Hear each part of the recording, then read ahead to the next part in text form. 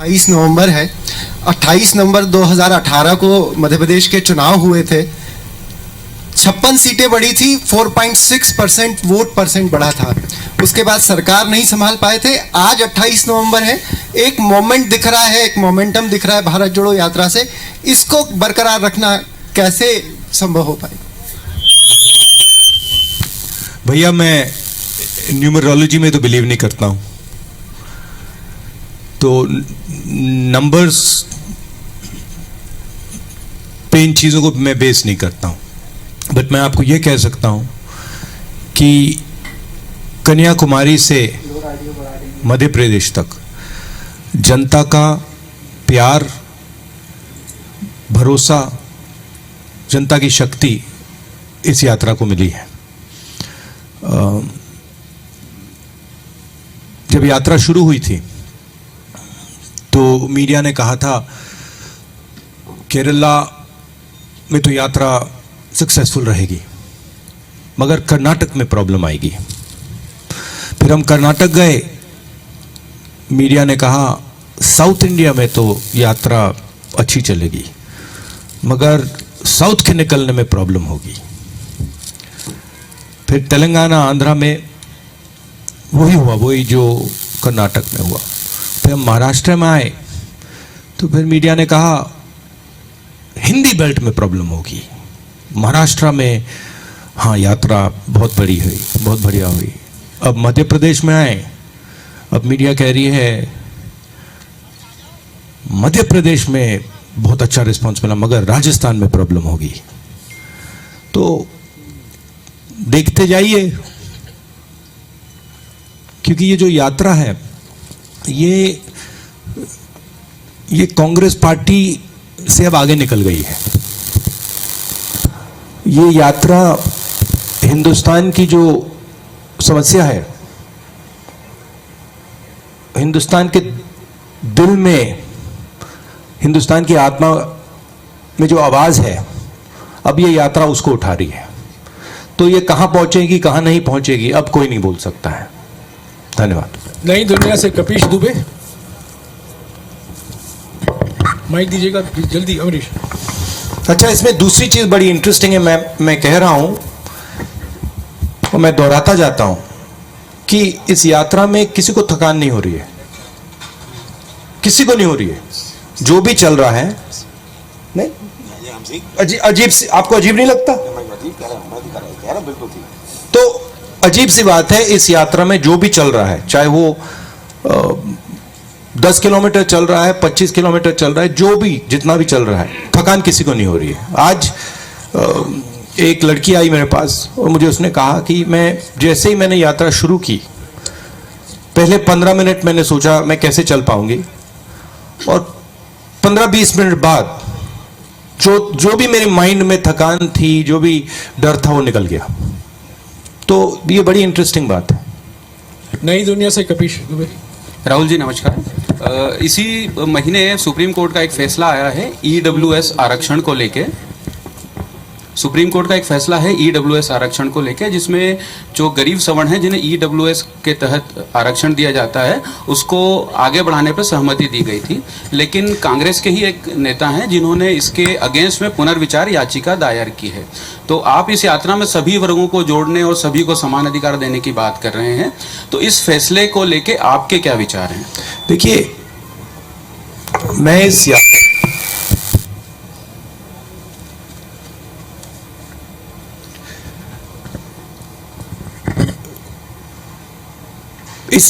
यात्रा के क्लियर लक्ष्य है। मैं इस यात्रा को डिस्ट्रैक्ट नहीं करना चाहता हूं, ठीक है?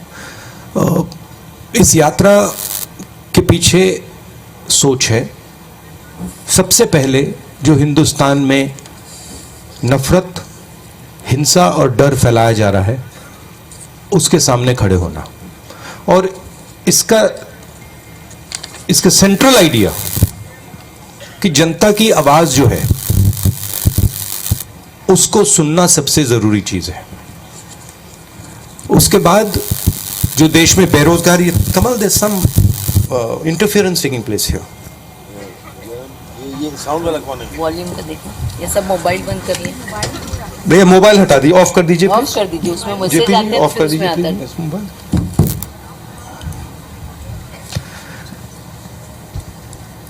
और ये यात्रा बेरोजगारी के खिलाफ और जो महंगाई बढ़ रही है उसके खिलाफ।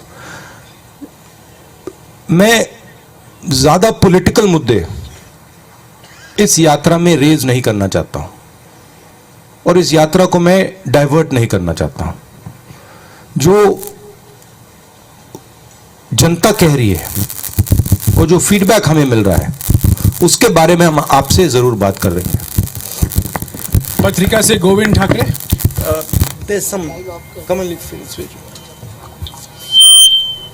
नमस्ते राहुल जी। मेरा सवाल आपकी यात्रा से ही जुड़ा हुआ है। भैया फोन ऑफ कर दीजिए प्लीज, आपका भी वही कर रहा है।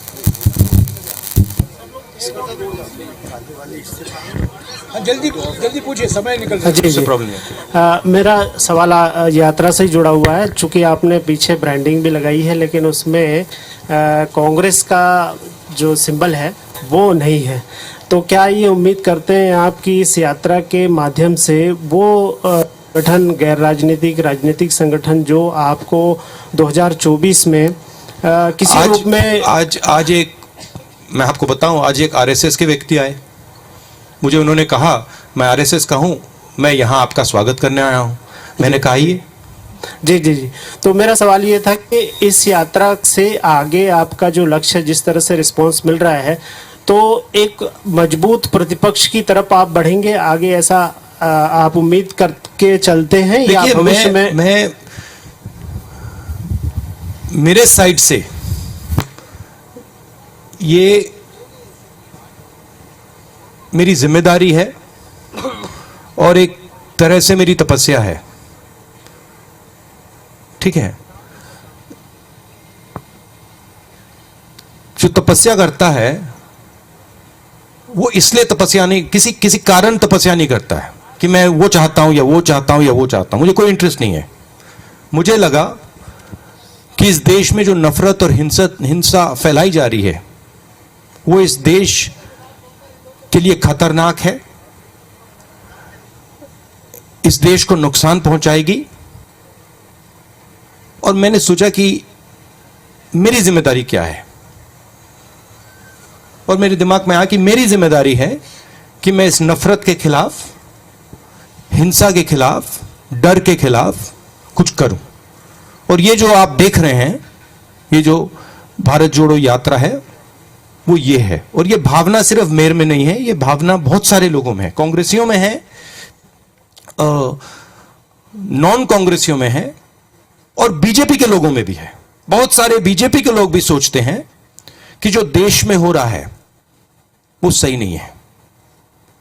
मीडिया के साथ जो हो रहा है, इंस्टीट्यूशंस के साथ जो हो रहा है और जनता के साथ, गरीबों के साथ, किसानों के साथ, मजदूरों के साथ जो हो रहा है, जो कॉन्सेंट्रेशन ऑफ वेल्थ हो रहा है, भयंकर कॉन्सेंट्रेशन ऑफ वेल्थ हो रहा है, इसके खिलाफ बहुत सारे लोग हैं।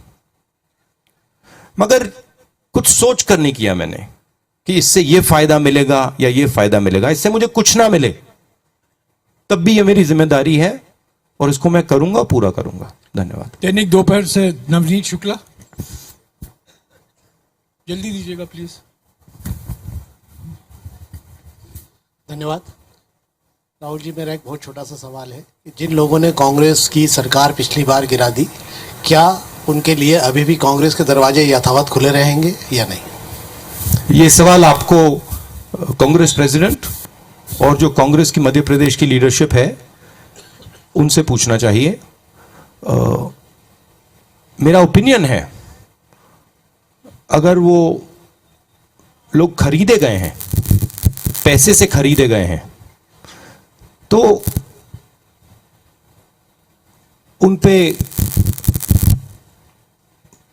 कैसे कहा जाए, उन पर भरोसा नहीं करना चाहिए। टाइम्स ऑफ इंडिया से सागर चौक से। हेलो सर, योर मगर ये छोटा क्यों था? ये सवाल छोटा कैसे था? मैं सोच रहा था ये छोटा कैसे है। हाँ, मतलब इसको आप और लंबे तरीके से पूछ सकते थे। नहीं, आई अप्रिशिएट योर सेंसिटिविटी। आपकी जो सेंसिटिविटी है उसको अप्रिशिएट करता हूं मैं।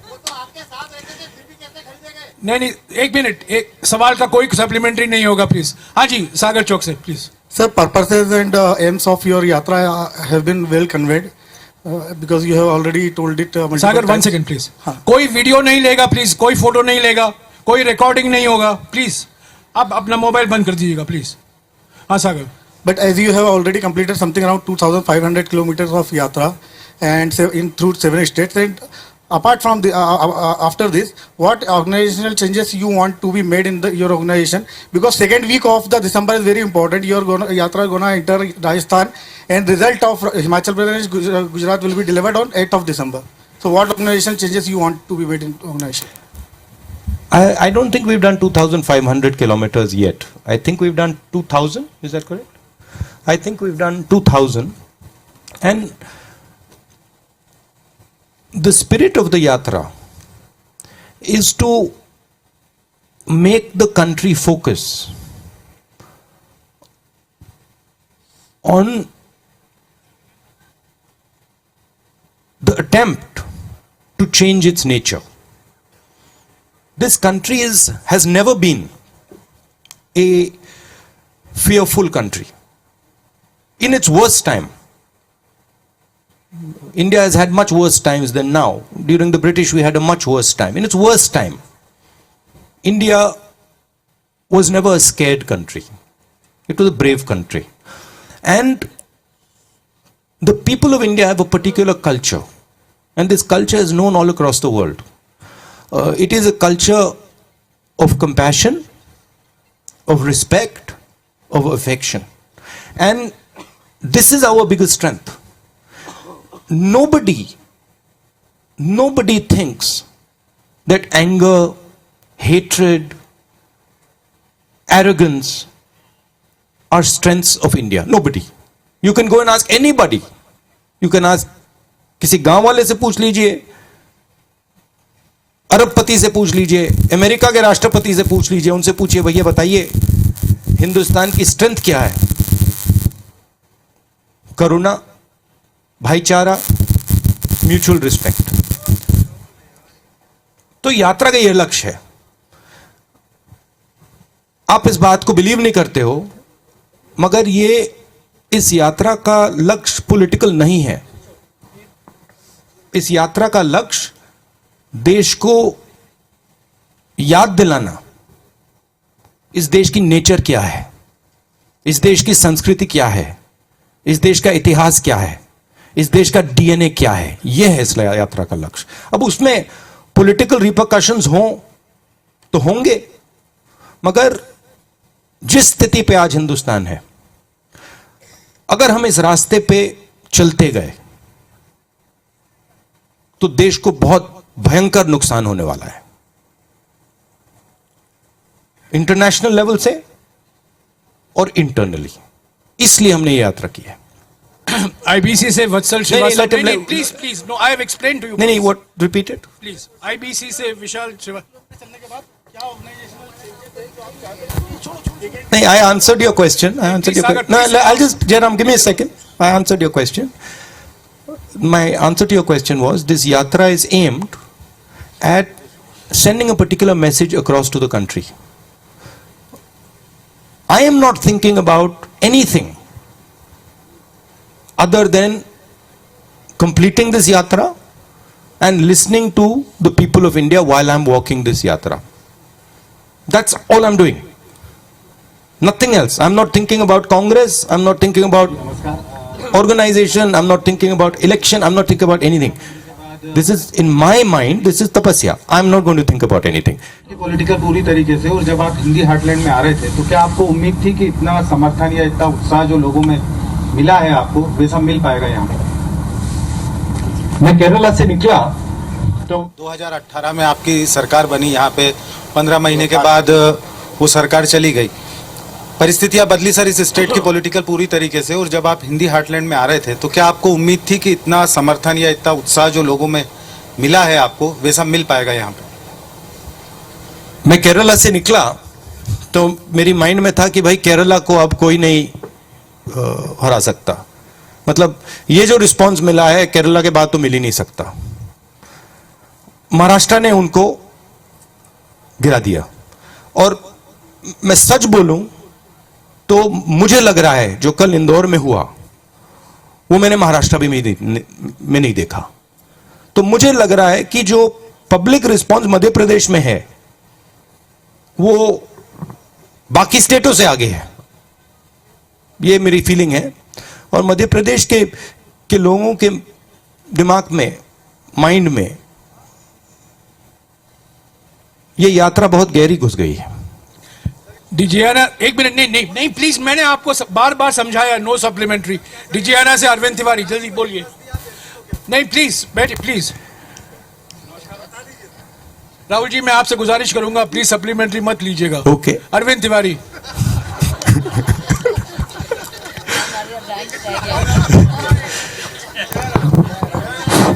नमस्कार राहुल जी।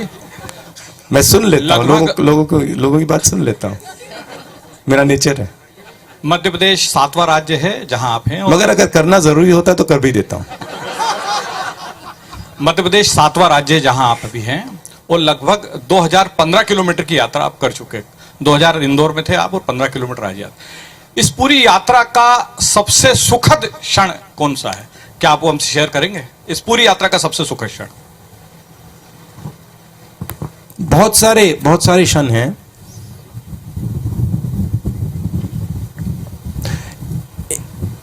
एक नहीं कह सकता हूं।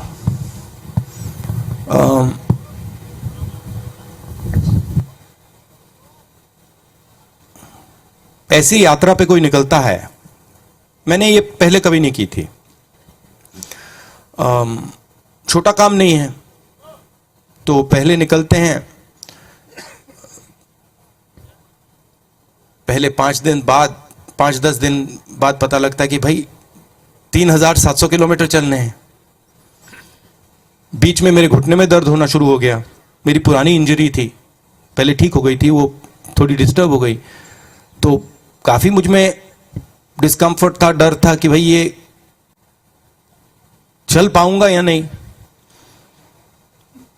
और फिर आस्ते आस्ते उस डर का सामना किया कि भाई चलना पड़ेगा, सवाल ही नहीं उठता। तो वैसे क्षण अच्छे होते हैं कि आपको कोई चीज डिस्टर्ब कर रही है और आपने उसको आप अडेप्ट कर गए, तो अच्छा लगता है। एक बार मैं ये नहीं कहूंगा कि ये सबसे अच्छा क्षण था, क्योंकि बहुत सारे थे, मगर जब आपने सवाल पूछा वो ये क्षण याद आया कि मेरे पैर में काफी दर्द, घुटने में काफी दर्द हो रहा था, मैं चल रहा था और बहुत सारे लोग मेरे से बात कर रहे थे। धक्का लगता है, ऐसे धक्का लगता है, तो जब धक्का लगता है तो चोट लगती है। तो मैं कहता रहता हूं थोड़ा आप साइड में चलिए, मतलब ऐसे कहता हूं। ज्यादातर लोग मानते नहीं हैं, बट मैं कहता रहता हूं। तो फिर एक छोटी सी लड़की आई, मुझे याद नहीं कहां था, कर्नाटक में था या केरल में था। एक छोटी सी लड़की आई,